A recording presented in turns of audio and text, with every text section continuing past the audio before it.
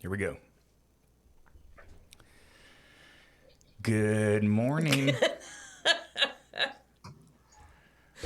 Good morning. Judi just had her first taste of the technology stress that Patrick and I have felt in our time. Yeah, not cool. I know. Not for you. I mean, it We're was good. just... Built a new PC and had to update some drivers. Patrick and I tested last night. Then I got the Win22H update. No one knows what that is. Hold on. Got to focus the camera. We're going to get going.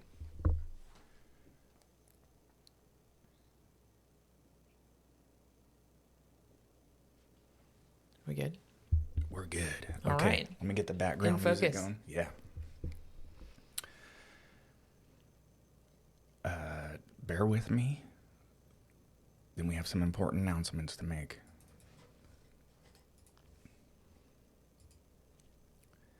Then we're going to do like we always do. We'll just start our intro over for the podcast. All right, baby, you want to do chill music or lo-fi? Lo-fi is fine. Whatever you want to do. Maybe turn down just this scotch. It is good. I could turn it down on your cans if you want. Cans is an official term for all you. It's not what you think it is, Emily. Yuck. Nope, we're all set. Okay. Okay. Good morning. Good morning. Happy Saturday. Welcome to Sober Mind. A couple important announcements I want to make. Patrick is now one of the permanent co-hosts. Yay.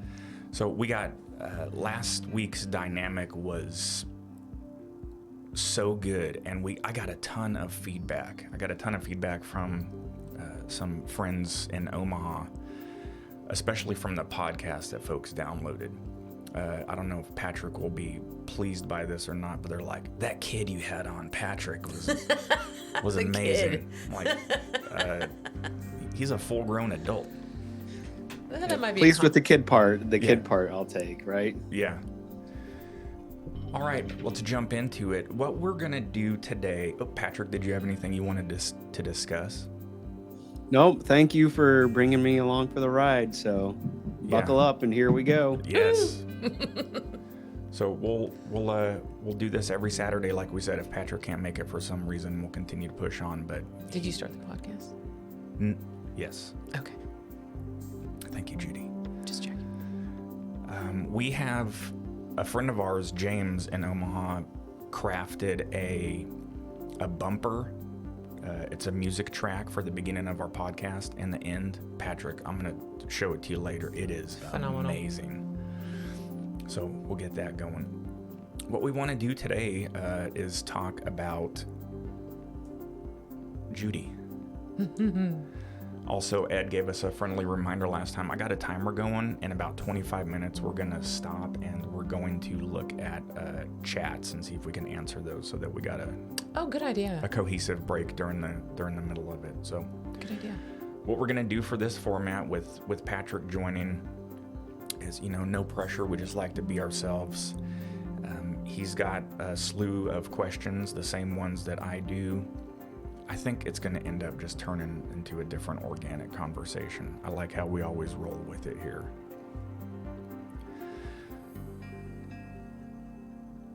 So, Judi, Yes. what is your history with addiction? Take it from the top. I guess like most people who suffer from addiction, it comes from their parents, which comes from their parents, which comes from their parents. So my parents were adult children of alcoholics, and my father struggled with alcoholism for a while, so it kind of bled down to me. But my addiction started not with alcohol, but with marijuana, which was The devil's lettuce. which was around us as children in the 70s. It was around, when we were little. And I think I started consuming by myself, not contact high, just being in the room, but by myself when I was like 10. So it started fairly young. And then, of course, that addictive personality bled into alcohol, which bled into cocaine, which bled into crank, which bled into, I tried acid 3 times, and it's not a big deal, but so, it led into all the other ones. For the record, Judy said acid is not a big deal. I beg to differ. Well, I only did it 3 times, so it's not like I was an addict or anything. Although I did laugh my ass off all 3 times, but that, that aside, that's where my history with addiction started, was with marijuana, and then, progressed from there. But like I said, I had alcohol around me all the time too. Okay. I feel like me jumping out of the gate and asking you a question really put you on the spot. Let's take a deep breath. I'm okay. Okay. I'm good. Patrick, thoughts? Okay, I don't have any issues with marijuana. I think there's a lot of benefits to it. However, I think starting at 10 years old can definitely hinder some developmental opportunities for the old gray matter. Oh yeah. Yeah, I went, when I was 9 years old in the 4th grade, I went from being a mentally gifted minor in the advanced programs to almost flunking out of the 4th grade. So, I mean, there was a move in there, and my parents, their divorce and separation from my father was also in there, but there was also the element of alcohol and marijuana. 4th grade. 4th grade. In the back of the class with a bong. No, but I did actually smoke pot in the back of a class. It was a study hall. Yes, I was. Of course, that was in high school, but no, that was still in grade school. Patrick, 10 years old, thoughts? Do you remember what the draw or what appealed to you when you first started on your own? Like, do you remember how it made you feel?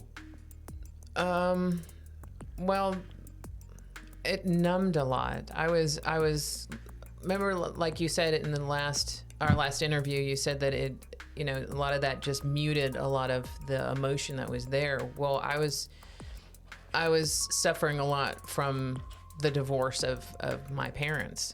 When they divorced, I was 5. And I was very close, at the time, I was very close to my dad.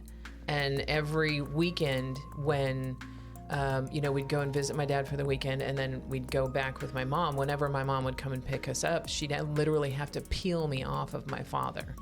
So there was a lot of that. And then plus all the numerous boyfriends that my mom had at the time. It was, there was no stability in my young life at that point. I mean, I wasn't, abused per se, but physically, but there was no stability there, and there was no, I don't know, it was just not, it was not comfortable. And so when I smoked pot, it muted all of that, and I felt good, and I felt happy, and there was nothing, I had no cares, and that's what drew me. Plus the fact that my older sister was doing it, and I pretty much wanted to do everything that she wanted to do, so. Michelle. Such a bad influence. And my mom was not shy about her partaking in it, and so it was prevalent right in front of us all the time. So it wasn't, they didn't go in the back room and smoke. It was right there all the time. So just out in the open, like yes. That was the baseline for everybody. Yeah, very much. So it's at that age, all I wanted to do was mute all the hurt that was going on, which, I think for a lot of addicts, that's what happens. They just want to mute whatever pain that they're going through at the time. How did your dad feel about that? I mean, you mentioned in context of being around your mom and being it prevalent, but was it any different, or was the behavior any different? I don't think my dad partook very much at that time, and if he did, he was more reserved with it. It wasn't very much prevalent in front of us, as far as I can remember. Yeah. I don't think he really understood or knew what was going on. I don't think he realized that we were, around it all the time. And at that time, we didn't have a lot of parental supervision. I mean, don't get me wrong. I love my mother, but she raised us with the tools that she had at the time. And coming from she was an adult children of an alcoholic, her tools were not in the best shape, so to say. Yeah, I think a common denominator that you and I at least have, and I know other adults with developmental issues, is that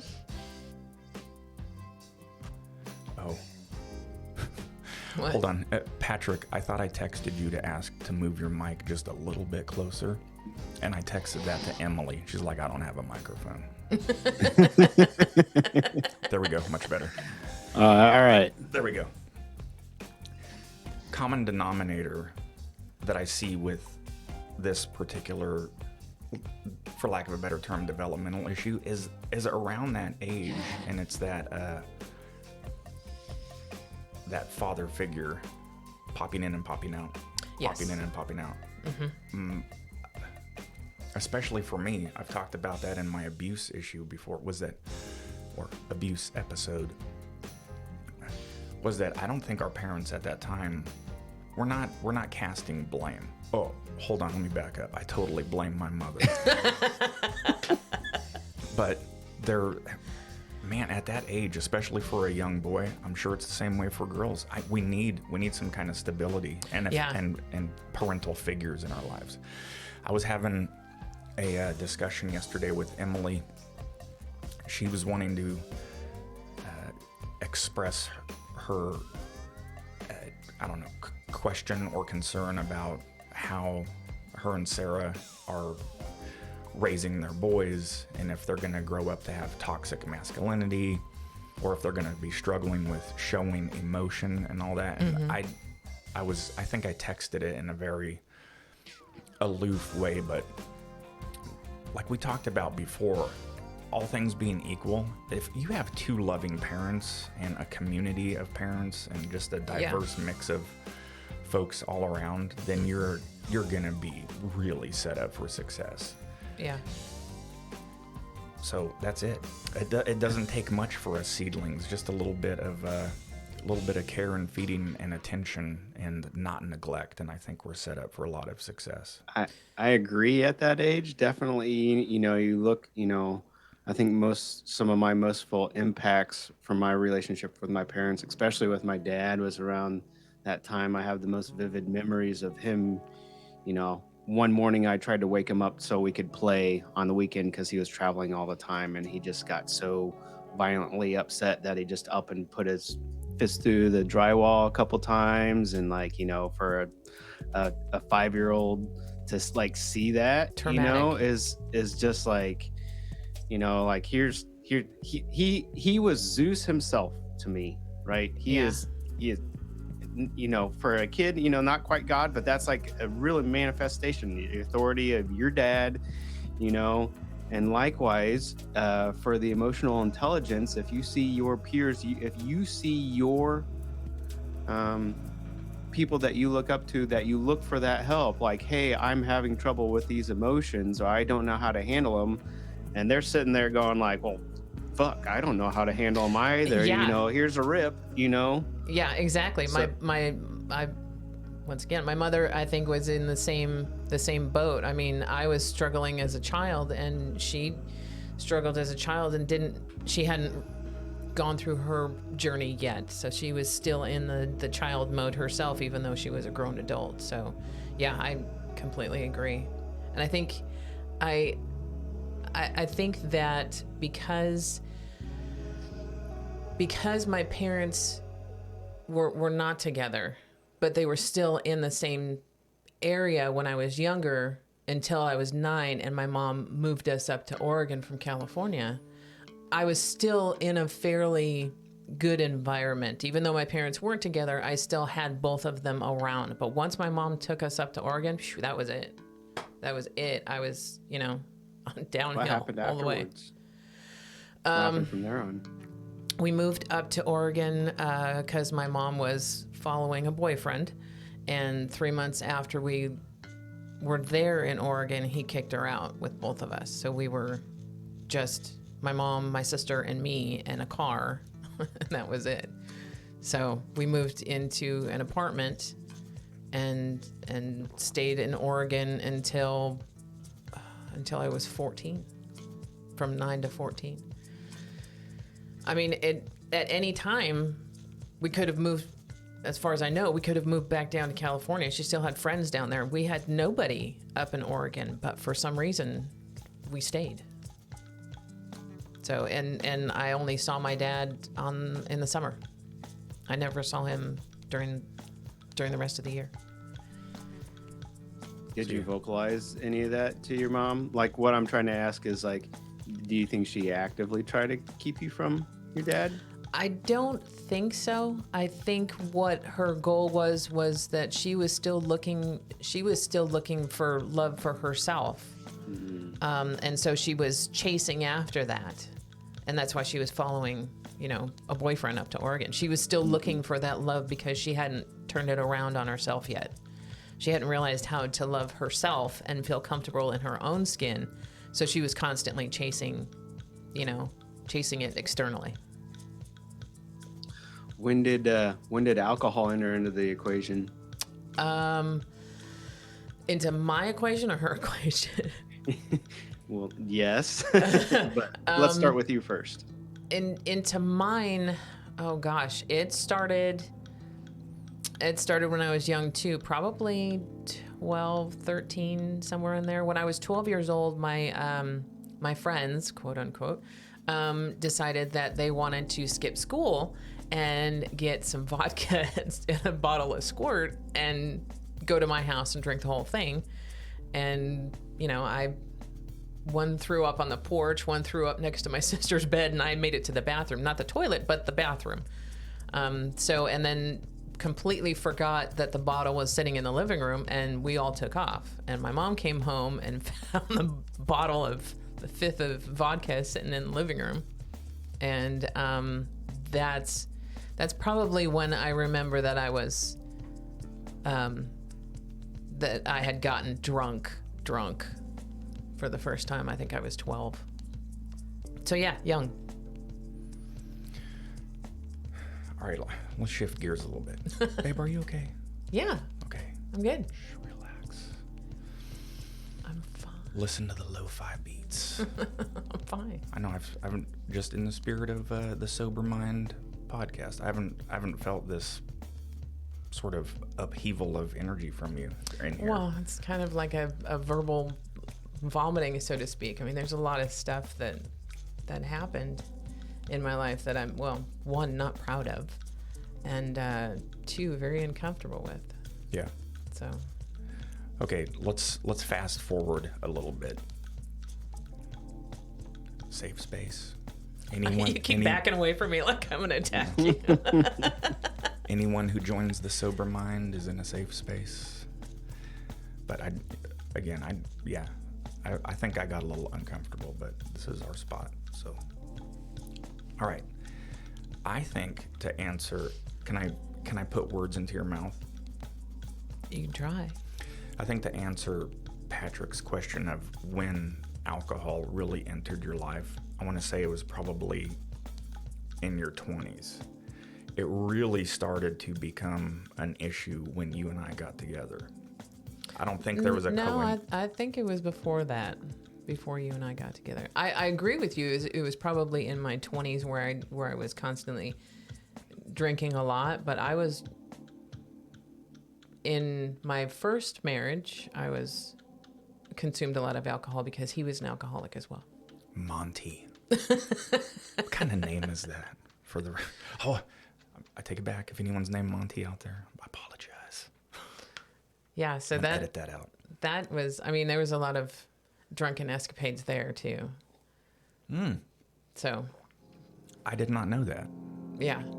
Well, it's not something I'd talk about. I mean, you know. Do you want to give an example of the escapade? Gosh, we got drunk one time and went swimming in an aqueduct and got arrested for trespassing. That was one of them. There was a lot of times when, And okay, so where we were in Michigan, there was a lot of dirt roads, so you could just go what they call road drinking. So we would go get in the car, hit a dirt road, and you're only going 5 miles an hour, but you're pounding beers, and everybody in the car is pounding beers, including the driver. So we would do that a lot, and a few times not remembering how we actually got home. So yeah, there was a few. Yeah. I remember a couple times that my husband at the time would get drunk and be flirting with another woman in front of me. That was fun. That had to be hurtful. Yeah. But, I was drinking at the same time too, so. When you and I got together, I started drinking. Wait, take this in the spirit for which it's intended.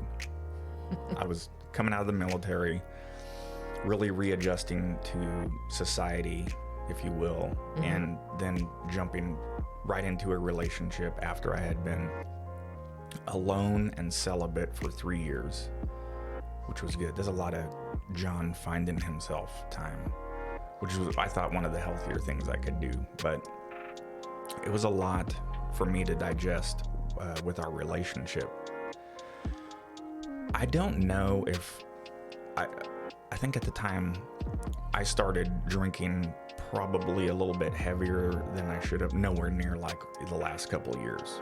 But do you feel like I ever contributed to your delinquency? Do you think that me drinking a lot had you sort of jumping in and drinking a lot too? I don't think so. I think we commiserated together. I think it was a joint venture. I think that because it was just between you and me. I think it was just one encouraging the other. It was just kind of a joint thing. Yeah, the codependency of that is always very comfortable, because you can't tell me not to do it if you're doing it too. Exactly. I think that as we started to drink more and more in our relationship, because it did start to blossom quite a bit. I can recall sort of stair steps of it growing to the point to where we were consuming a lot of alcohol. Well, when you were living with Becky and Skip at the time, hi guys, whenever I would go and visit, the first thing we would do is go out and get a case of beer. Yeah. It almost became ritualistic. Yeah. We tried to be healthy and run and then drink beer. But eventually it was just every time we saw each other, we'd go and get some beer and drink. Yeah. That's it. So where I'm going with that, to make a long story super short, is I think that in the beginning, we cultivated our marital relationship probably in an unhealthy way. And you and I used to get drunk and have arguments. Oh, stupid arguments. So dumb. Stupid. So dumb. Just out of pure stubbornness and selfishness. And I can't even, I was on my run this morning and I was trying to think of an example. I cannot think of an example. I can think of how I felt sometimes, even 6-7 years ago. You and I would get tipsy or drunk and then get into, I don't even know, just some kind of weird bullshit argument about something and neither one of us would concede. No. Heads up, because you're super stubborn. Shocker. And then I remember me going to sleep in the guest room and not sleeping and waking up, and it was thunder and lightning was going down. It was in the springtime. It was just a really dark, dismal feeling. And you know what? Completely avoidable. Yes.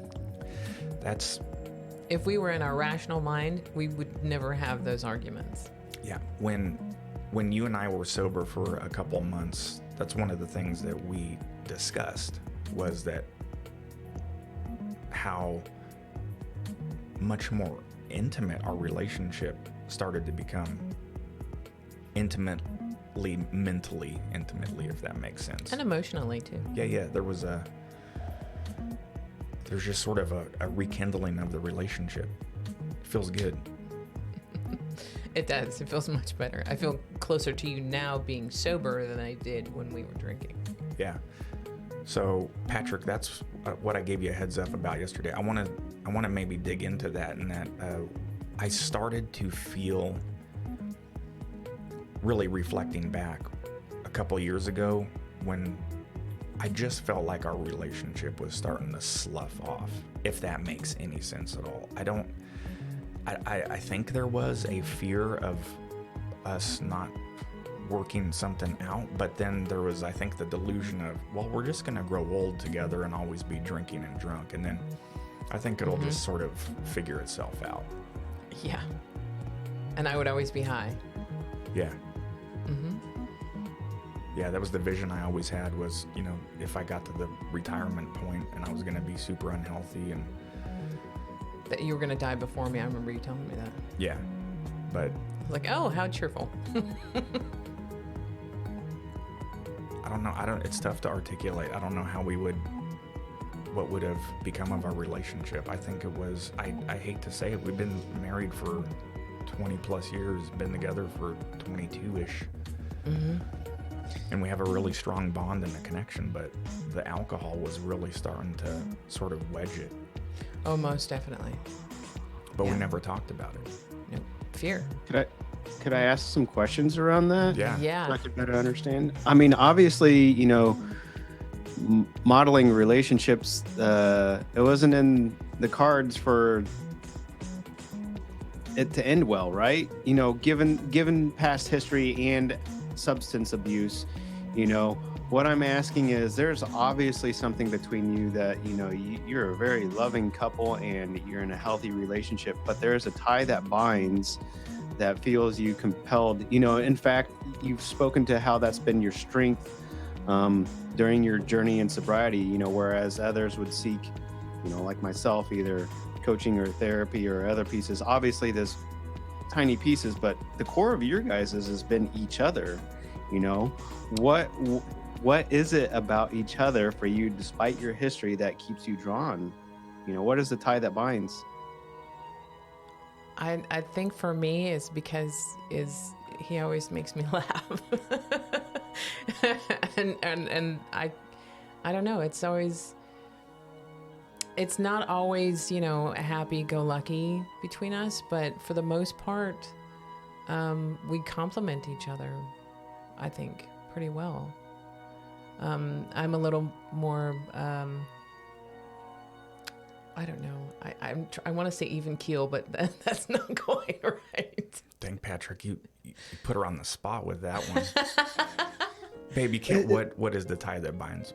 Making you laugh. I appreciate that, but that is, I'm sitting here trying to think I know about it. it's kind of superficial, but for me, it's important. Laughter and joy is important, I think, in any relationship, and I think that's a very strong bond that I have with you. Is that, you know, we have those times of laughter and joy, and that's very important to me, and I'm very grateful for it. Me too. Patrick, I got to think about that one a bit more, because it's tough to put an adjective on it for me. But a good example was, I was in Omaha for this past week, and it was wildly stressful. Just a ton of dramatic stuff going on, and there was times when I just wanted to. I would call Judi, I'd FaceTime her, and just say, "Man, I wish I was there just to get a hug." Well, same way. I mean, there was stress going on in Omaha, and there was stress going on here at the same time.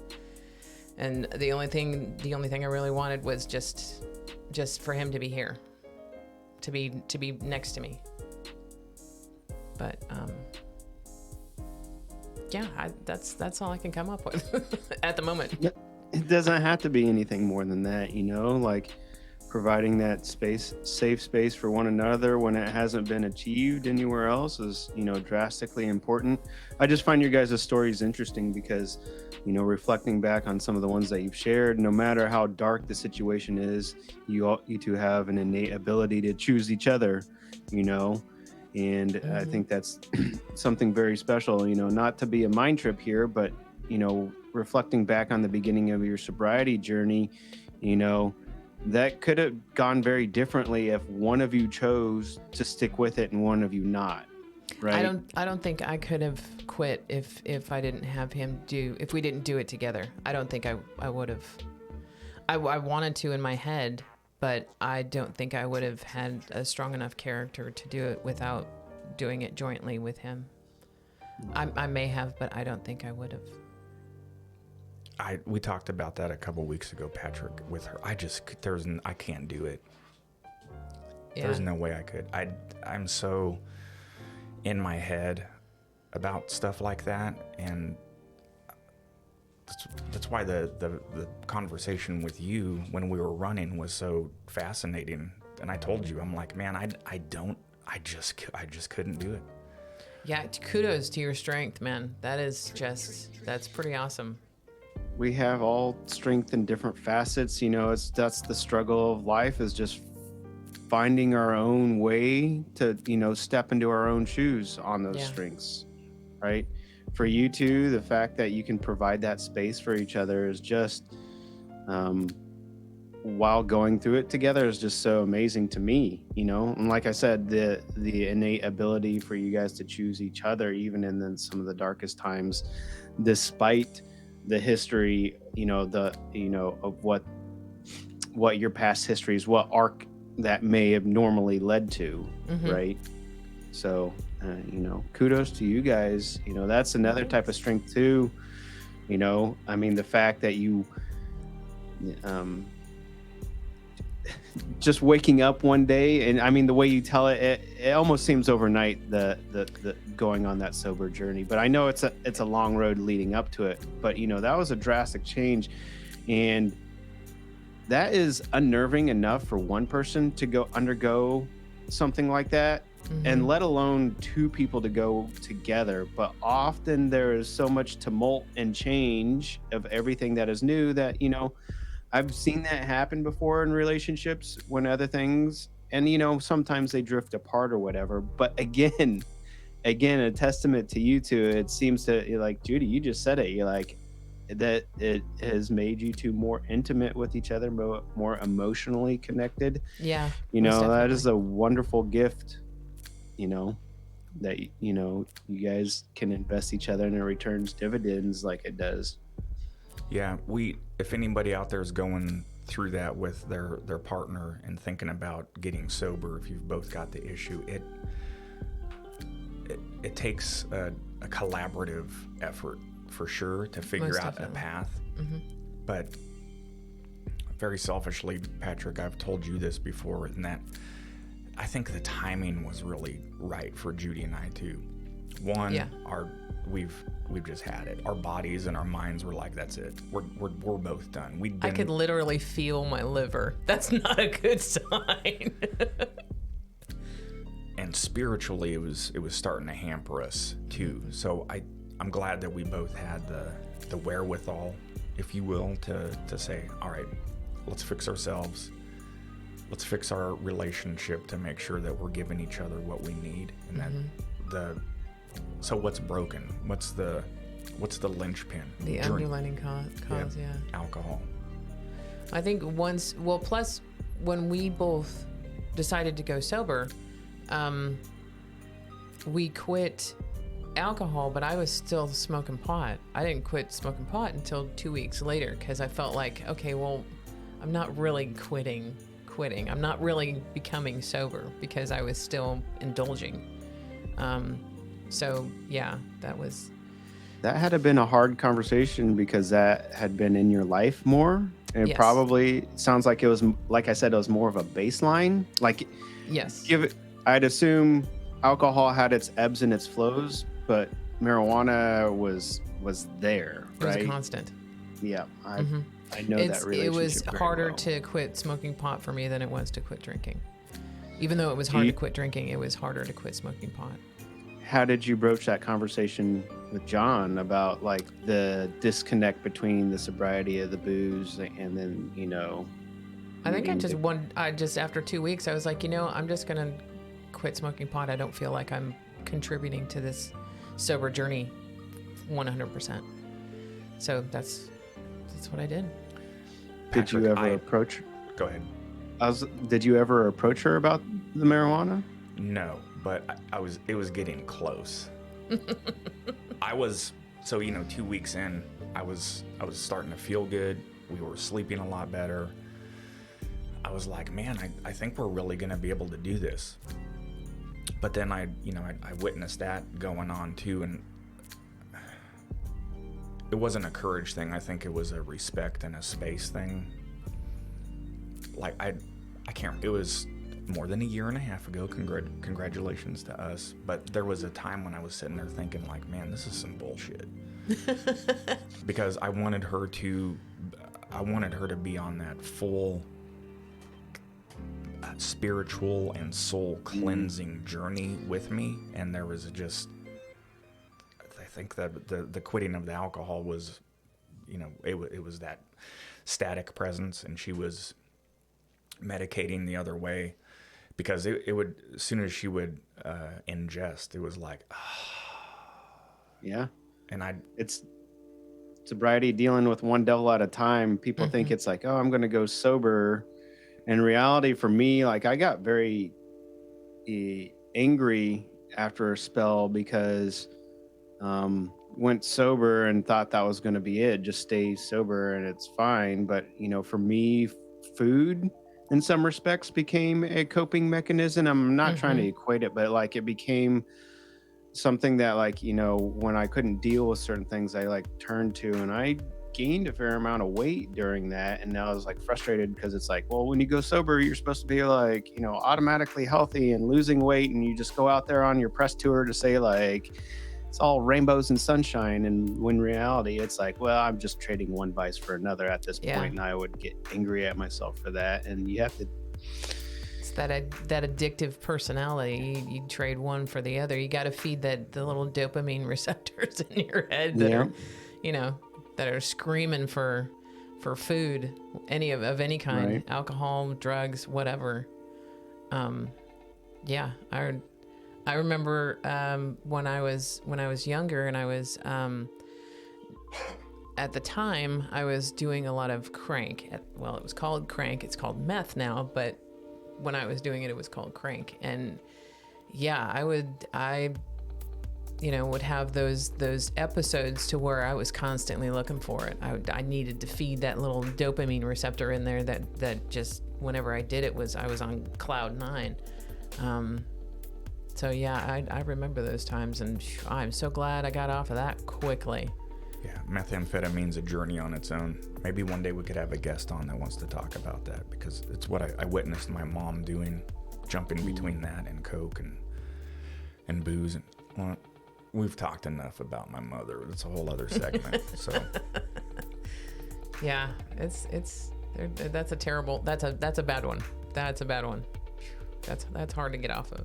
Patrick, this is I will ponder this a lot more throughout the weekend, and probably Judi and I will have a discussion. But we have talked, and we look at each other sometimes, and it's like, man, it is so nice to be sober. Thank you for being a part of this journey with me. Mm-hmm. Thank you for waking up not hungover and truly and being here for me. Do you want to talk about your episode the other day? Oh my gosh. Patrick likes hearing about these sometimes. So we've been sober for almost, a year and a half. More than a year and a half. More than a year and a half. And I never really had those really strong cravings until he was in Omaha, and I was having stress issues here. And I went down into my dad's area, and he had a couple bottles of wine there, and it took Herculean effort to turn around and walk back upstairs and not reach down and grab one of those bottles and crack it open and down the whole thing. I had never had that type of craving the whole time in my sobriety until I got to that point. But I don't think I had those stressors either that were just compounding everything. I knew that he was having a hard time in Omaha. I was having a hard time here. And it was just, I was just maxed out. And I walked down and I saw that bottle and holy crow, it was hard. It was super hard. I called my sister, who's been sober for 5 years. No, probably more than 5. But, so I called her and I said, I'm being tested today. My sobriety is truly being tested today. My anxiety was through the roof. And I was miserable. I reached out, which was the best thing that I could have done. I reached out to somebody. And it just happened to be my sister. And at that time, there was an Al-Anon Zoom meeting that was going on right at the time I called her. And she said, well, just log on to this Zoom meeting. And there's, I don't know, 30 or 40 women from all over the world that were having this Zoom Al-Anon meeting. And it just happened to be right at that time where I was really struggling. There it was. And that was pretty phenomenal. But the struggle was super real. I really had a hard time. That's self-confirmation bias, or we make we make our own destinies, whatever you want to call it. I'm so proud of you to see that, you called your sister in that time. And then, instead of letting the mind spill out and go down, well, what if I did drink the wine, or what if I did do that? The other answer was like, well, look, there's Al-Anon and other resources to pull to, and you were gravitated towards those. But it gets scary sometimes when the ruts in your mind, those connections, that habitual behavior runs so deep. Yeah. No matter how much work you do, there's corners buried in your mind that there's a saying in AA that is like, I may be further on the path down the road of the sobriety, but I'm the same distance away from the ditch as you. Yeah, most definitely. Right. Most definitely. I think one of the things that helped me through that little episode was that I thought, okay, well, what am I going to feel like if I do drink? Well, I'm going to feel self-loathing. I'm going to feel horrible, guilty. And then, of course, I'm going to have a hangover. So, all of those popped in as well. And I was like, I don't want to feel any of that at all. So that was awesome. Another thing that helped. I call it playing the tape forward. Smart Yes. recovery. That's a big cornerstone. That takes a lot of awareness, because for me, most likely undiagnosed ADHD, I'm not going to go, I don't want to take away from anybody that has a diagnosis, but I identify a lot with that. And a lot of it is, at the core of it, I have very impulsive tendencies. I think emotionally in the emotional center of my brain. And it is just so hard to bring awareness to those, toolkits, because that is the moment that I'm living in when they hit. I mean, like, that is my reality. Like, I am just so angry right now. I need to do X or whatever, or they're so overwhelming. How I learned in my family is like, dude, you're out of control. I don't have my stuff together either, so I can't deal with it. So just don't, just repress. Yeah, just stick it in your little jar. Just stuff it way down in there. Just stuff it way down, and then you can deal with it on your own terms. It's just giving space to that is, I'm so proud of you, because I know how intense that feels. Like, it feels so otherworldly at times. Yes. I was like, well, I could easily just get in my car and go drive to the store, or I could easily get in my car and go drive to the dispensary. It was that easy, and I just had to keep repeating to myself, well, what am I going to feel like if I do? And all that guilt and shame and self-loathing, I was like, oh no, no. Didn't stop me from wanting it though. It just put a little bit of reality on it, a little bit of a spin of, okay, well, you've worked so hard to get here. Why would you do that? But it still didn't stop the craving until a little bit later. How did you pass the feeling? like a kidney stone or something. How did you pass? Well, my wonderful husband, after I talked to him, said recommended that I go and I meditate, which is another tool in our toolbox to use that really helps as well. As well as calling and reaching out to talk to somebody or getting on the Zoom meeting. I also did 20-minute meditation. And that was another thing that helped to kind of bring me back to focus and bring me back to the present and bring everything back into alignment, so to speak. And that helped tremendously. Yeah. So that was what I did. I reached out. I logged on to the Al-Anon Zoom meeting, and I meditated. And I was able to cope the rest of that day with that underlining support and effort. And then the next day it was much better. I think that's one of my favorite tools in my toolkit.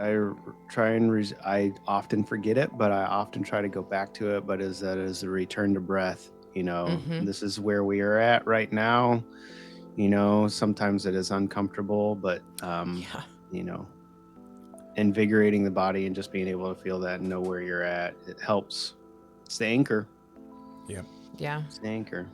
Let's take a quick pause for chats, and then Patrick, I have a confession, so you have to remind me. Thank you for all the subscribers, by the way. This is amazing. Yes, thank you. Awesome. There's no chat questions, simply comments from Michelle. Michelle loves her sister. Oh, I love you too. Okay, that's it. We'll continue to monitor the chats. Okay, confession. Since we're talking about raw emotions on Sober Mind, I wasn't super concerned when I was in Omaha. She was very stressed out. Our little dog Penny was in the vet. Oh my God, the amount of money we had to spend on that thing. She hasn't even said thank you. Anyway, she has gallstones. She's gonna survive, but just a lot of stuff going on. I think she was feeding off all the stress that I had, and it was sort of exacerbating everything. We weren't really showing it. I handled everything like a champ. I'm proud of myself. I reacted with new emotions to a lot of the stuff that I had going on. And you did very well. Thank you. Yeah, you did very well.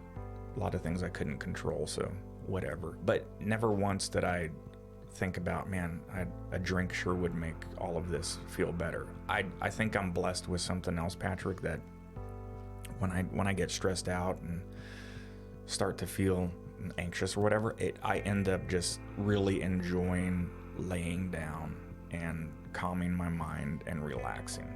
I don't know how in the heck. Even when we were drinking, if you were in a bad mood or you weren't feeling good or you were anxious about something, you wouldn't turn to alcohol.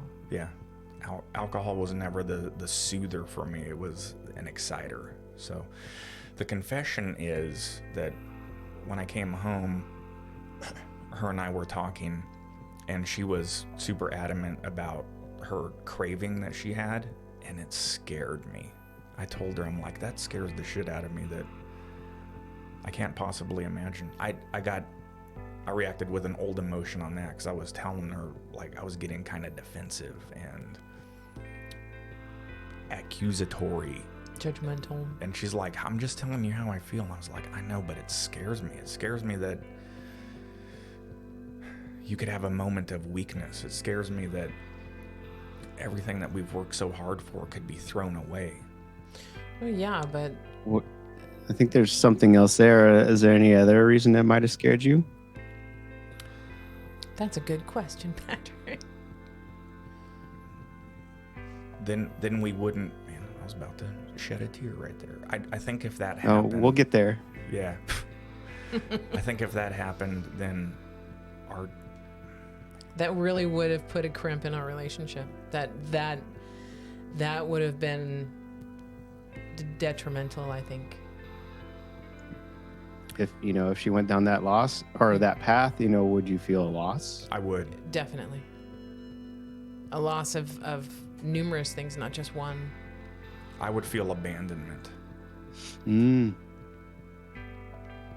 I think that might some- stem from an old feeling. It does. Yeah. One of the oldest ones. Mm-hmm. Yeah, most definitely. Yeah, we have Fear. our Fear. strong lock of our relationship. I don't want to discuss this anymore. You're good. I'm just kidding. Chicken. I'm In due time, whenever you're ready. Yeah. That would have been detrimental. I mean, I think because we went on this journey together, that for one of us to fall off, I think would not, it just wouldn't be a good thing. You know what? If Michelle was here and we asked her, Michelle, I'm going to ask you right now, what if Guy came home drunk right now? How would you react? My God. That would be horrible. Yeah. And he's been sober for 9 years. Yeah. That's good. Such good questions, Patrick. These are things I want to continue to ponder. Like, the abandonment. That's it. Wild amount of passion about that when you and I were sitting there talking. Air Force Kitty, calming down the mind is always important. Yes. Most definitely. I started meditating before we actually got sober. And it helped with my anxiety, even though I was using marijuana to help with my anxiety. I was also meditating, and that helped with my anxiety as well. It helps to bring you, it helps to bring you focus. It helps to bring you back to the present, to back to, where you're at right now. I highly recommend it to anybody. Babe, Yes. what was your rock bottom? Oh, man. Well, like I said, I could feel my liver. That was pretty eye-opening. I think, well, I didn't wake up in the mornings crying gently in my pillow like you did, but waking up in the morning and going out to get coffee and having the shakes before you've even had caffeine. That was when I started to pay attention to what was going on. Thought, okay, I have a problem. I have a serious problem. I never thought, I'll never get to that point. I'll never, get to the DTs or anything like that. And sure enough, bam, all of a sudden I've got him. And now what do I do with it? So I think that was probably, and that was shortly before you and I decided to get sober. I would wake up in the morning feeling like crap. And the only way to not feel like crap is to go get a beer or go have a michelada or whatever, some form of alcohol, and then smoke some pot, because that, of course, gonna have alcohol, might as well have a bong hit or something. There were times when Judi was a little bit stronger than I, and we had pretty bad hangovers a few years ago, and she wouldn't drink. She would take breaks on a day, and I didn't like that. I guess it's a codependent feeling too that we have. I would sit there and drink, and I would a couple times be like, "Aren't you gonna have a beer? Aren't you gonna have a beer? Do you want a beer?" Very, very inconsiderate shit to do. But it's because I didn't want to be alone. It's like there's well, man, is she better than me? It's just a whirlwind of bullshit, childish emotions that happen to you. No, it wasn't. I wasn't better than you. I was still high. No. So, I mean, there was still some kind of, influence going on, whether it's alcohol or pot. I was still under the influence. So you don't have a distinct rock bottom. I think it's important. I don't think so. I just knew that things needed to change. Yeah, I think it's important for listeners out there to know that you don't have to have a distinct rock bottom. If you feel like you need to quit, then that's maybe your bottom. I made up something the other day, Patrick, on my run. I was like, if someone asks me what my rock bottom is, I'll say, I don't know exactly what it was, but I crawled along the rock bottom for a long time trying to get out. That's a good analogy. Yeah. It is, because Go ahead. I was just gonna say it may not be that one event, like we say, it's when you stop digging, or maybe you're there for a long time. Yeah. And to Judi, to your point, I felt similar. Like I wouldn't consider a lot, like a one event or a rock bottom, but it was almost as if everything good in my life, the taste turned to ash. Like there was Yes. nothing good left. Yeah. And there was only the bottom. Mm-hmm. Does that make any sense? Yeah, definitely. Like even the stuff that I understand. should feel good and excited about, it was gone. It wasn't there. I wasn't, it muted everything to the point where it was just like, this is it. This is, hello darkness, my old friend. Yes. You don't live, you exist. Right. Mm-hmm. Yeah. Yeah, that was probably my rock bottom was just that feeling of I'm just existing now. And the only way I can keep existing is to keep drinking and keep smoking pot. That's the only way I can exist. I can't exist anywhere, any other way. Yeah. I got angry at that. Like I was some modern zombie just pumped full of caffeine and booze. Yeah. Just to like roam the earth in this purgatory. Mm-hmm. Whew. Yeah, Patrick, I was listening to your the link that you sent me. I don't want to say what it is because I don't know if you're ever comfortable with sharing it in the future, but I noticed something about you that is very similar to me, and that is I get the sense that your sobriety spawned the kick-ass mental health journey, because just like me, you didn't really realize you were suppressing stuff until your brain was like, oh man, it's time to open up. I can think clearly now. The rain is gone. There's a song out there. With the ADHD tendencies, you know me, I speak in fragmented stuff. I have 6 different conversations going in on my head at once, but being impulsive and emotional thinking, that originates verbally for me first. So I enter in a conversation and I have to just drop my crap all over the table. And I've said this before, and it's disconcerting to some people, but I learned early, it's like somebody coming into your room and just dumping out their bag and just being like, well, I just need to find this. And you're like, what are you doing? This is my room. This is my space, right? And I learned, but that was part of my strength because I can ideate very quickly. I run through permutations of possibilities and stuff. I love tearing stuff apart, and I need to just spatially like reorganize stuff, right? That's one of my strengths. That's what I love about, my analytic mind.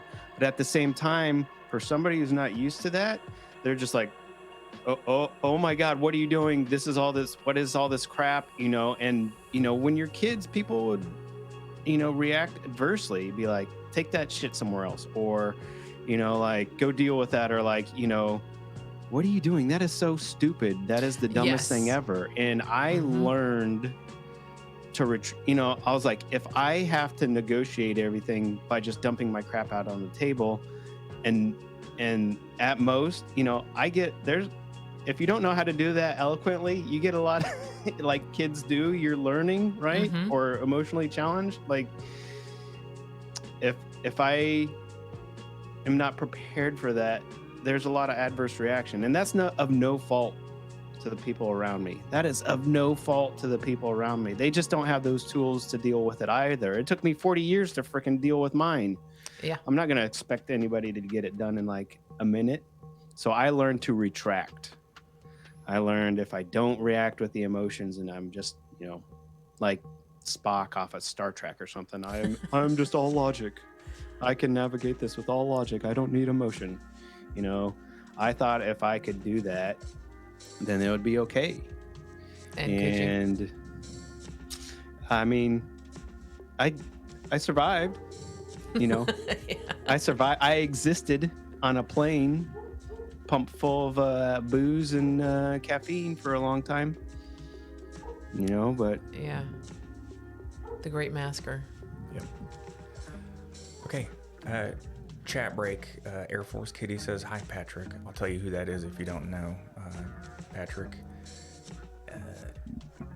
And Michelle says, oh, to the question of if Guy came home drunk, she said, I would take him to a meeting right away, reach out to his sponsor, and lots of prayers. Dan Cade says, so proud of you, Judi. Oh, thanks, Dan. Dan, our plans for tomorrow might change abruptly.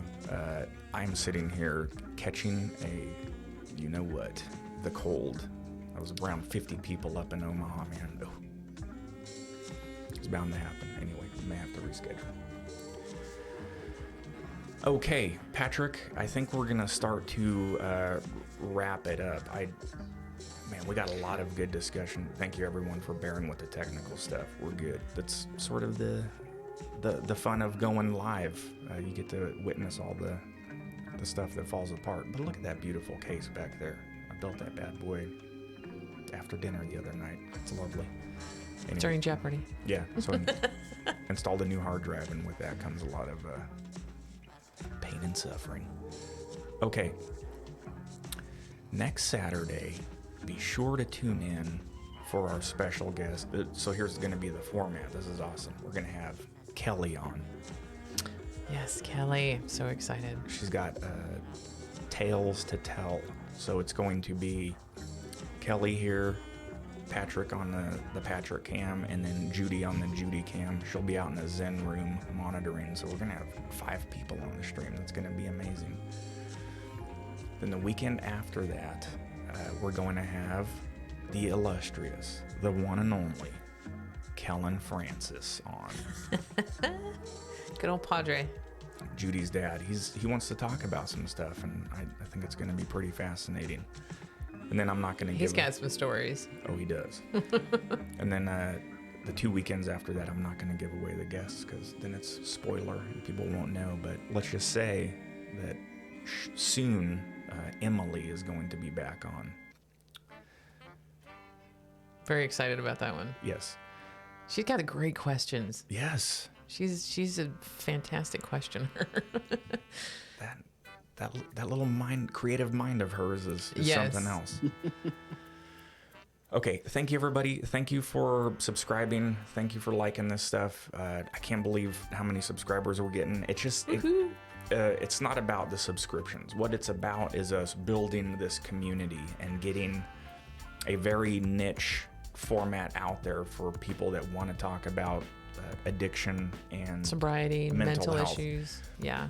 When I started to build all this out with Judi and Patrick, I was looking around. There's mental health stuff, but it's all super scripted, and it's all, reading off of doctor charts and stuff. There's no raw, candid format that I can find that's like this. There is some, but it's a lot of it is spiritual based, which I'm not saying is not a good thing. I think people should have spirituality. It's just that it's so focused around the spirituality that it doesn't really get into the nitty gritty of addiction and mental issues. Yep.